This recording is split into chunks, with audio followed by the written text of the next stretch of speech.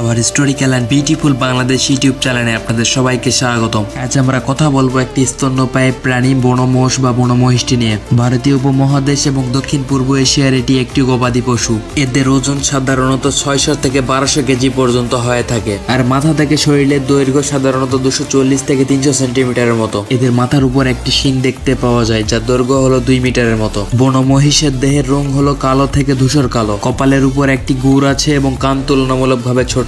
এদের প্রজনন মৌসুম সাধারণত অক্টোবর এবং নভেম্বর মাসে। তবে কিছু জনবসতি বছরব্যাপী বংশবৃদ্ধি করে। প্রভাবশালী পুরুষেরা তাদের বংশের স্ত্রীর সাথে সঙ্গতি করে, যা পরবর্তীকালে তাদের তাড়িয়ে দেয়। বনমহিষের গর্ভধারণের সময়কাল 1 বছর অন্তর জন্মবিরতি সহ 10 থেকে 11 মাসের মধ্যে হয়। এরা সাধারণত এক সন্তানের জন্ম দেয় এবং এদের আয়ুকাল 30 বছরের মতো।